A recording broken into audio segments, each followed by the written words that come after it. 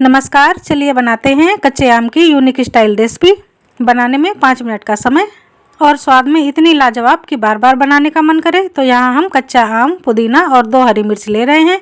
इनको अच्छी तरह से धो करके साफ कर लिया है। अब हम आम का छिलका निकाल देते हैं। फ्रेंड, अगर आपने अभी तक मेरे चैनल को सब्सक्राइब नहीं किया है तो सब्सक्राइब कर लीजिए, बेल आइकन को प्रेस कर दीजिए, जिससे कि मेरी बिल्कुल आसान सी रेसिपी आपके पास आसानी से पहुंच सके। तो ये देखिए, हमने छिलका उतार दिया है। अब हम गूदे को कट कर लेते हैं।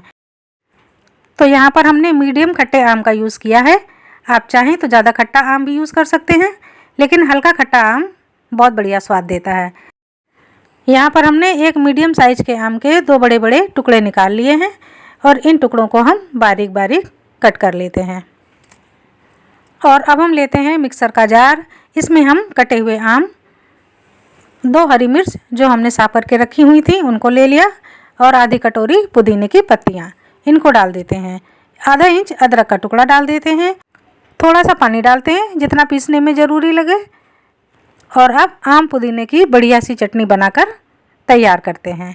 तो ये देखिए, फाइन चटनी हमने बिल्कुल बना ली है। अगर इसमें आम के छोटे टुकड़े रह भी जाएँ तो उन्हें निकालना नहीं है, ऐसे ही यूज़ करना है। तो अब हम गैस पर चढ़ा देते हैं पैन हल्का गर्म हो गया है। अब हम इसमें बटर के टुकड़े डाल देते हैं। इस आम की रेसिपी को मैं घी या तेल के बजाय बटर में बनाना ज़्यादा पसंद करती हूँ। बटर से स्वाद बहुत बढ़िया आता है। अगर बटर नहीं है तो आप घी में भी बनाइए, उससे भी इसका स्वाद बहुत बेहतर होता है।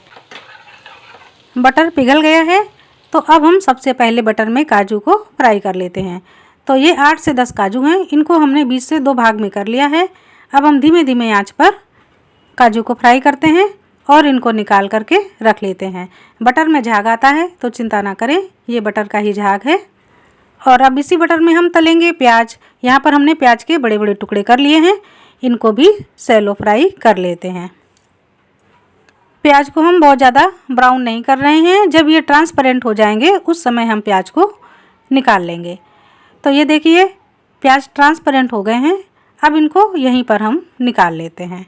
इससे ज़्यादा हम प्याज को नहीं तल रहे हैं। पारदर्शी प्याज में एक रसीलापन आ जाता है जो खाने में बहुत ही जूसी लगता है, बहुत ही अच्छा लगता है।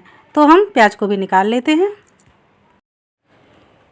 अब इसी बटर में हम डालेंगे 1 टेबल स्पून चने की दाल, 1 टेबल स्पून उड़द की दाल। इन दोनों को कलछी से थोड़ा सा हिला लेते हैं। फ्लेम बिल्कुल स्लो है। दालें जल्दी जल जाती हैं, इसलिए फ्लेम को तेज़ नहीं करना है। दालों का हल्का सा कलर चेंज हो गया है। अब हम यहाँ डाल रहे हैं 2 सूखी लाल मिर्च, 1 तेज पत्ता, इसको हमने 4 टुकड़ों में काट लिया है, 2 छोटी वाली इलायची हैं, लौंग सिर्फ 2 ही डाल रहे हैं, ज़्यादा नहीं डालना है, काली मिर्च 8 से 10 दाने, दालचीनी का 1 इंच का टुकड़ा, इसको हमने 2 भाग में तोड़ लिया, डाल देते हैं। और अब हम बड़ी वाली इलायची डालते हैं। तो ये काली इलायची है, इसके हमने बीज और छिलके अलग कर दिए हैं, जिससे कि इसका फ्लेवर खुल कर आएगा। अब हम सभी मसालों को अच्छी तरह से मिक्स कर लेते हैं। मसालों में हल्की सी खुशबू रिलीज़ होने लगी है। अब हम डाल देते हैं हींग, अंदाज से, या 1/4 छोटी चम्मच से भी कम, हल्दी 1/4 छोटी चम्मच, लाल मिर्च आधा छोटा चम्मच, धनिया पाउडर आधा छोटा चम्मच, गरम मसाला 1/4 छोटा चम्मच। और मसाले सूखे हैं, इनको ज़रा सा हिलाते हैं और तुरंत हम पिसी हुई चटनी को डाल देते हैं। तो ये जो हमने कच्चे आम, पुदीना और हरी मिर्च की चटनी बनाकर रखी हुई थी, अब इसी में डाल देते हैं और 1-1.5 मिनट के लिए भून लेते हैं। बहुत ज़्यादा पानी नहीं सुखाना है। अब हम लेते हैं 1 कटोरी उबला हुआ चावल। इसको हमने पहले ही पकाकर छान कर रख लिया था। ये 80% तक हमने कुक कर लिया था। अब इन चावलों को हम इसी में डाल देते हैं। हम 2 लोगों के लिए बना रहे हैं। 1 कटोरी छोटी सी हमने चावल लिया था और इतना चावल पककर रेडी हुआ है। अब हम कलछी की सहायता से उलटते पलटते हुए संभाल कर चलाएंगे, जिससे कि चावल के दाने टूटे ना। तो हमें नीचे से चलाना है, नीचे से चलाकर बिल्कुल उठाकर पलटना है, जिससे कि टुकड़े ना होने पाए। और ये जो मैंगो राइस है ये खिला खिला बने। तो इस तरह से हम चला लेंगे। ज़्यादा हमने कुछ भी नहीं करना है, सिर्फ खड़े मसाले थोड़े से डालने हैं और थोड़ी सी चटनी पीसनी है। तो बस अब 1 मिनट के लिए हमने उलट लिया, पलट लिया। अच्छी तरह से सारे मसालों को चावलों में मिला लिया है। अब हम चावल में डालेंगे नमक। तो स्वाद के अनुसार नमक को डाल दें। यहाँ पर हम 1 छोटी चम्मच नमक डाल रहे हैं, 2 बार में हमने आधा आधा चम्मच डाला हुआ है।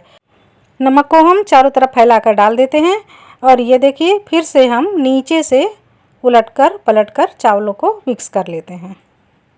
यहाँ पर हमने जिस जार में चटनी पीसी हुई थी इसी में डाल दिया है थोड़ा सा पानी, आधी कटोरी।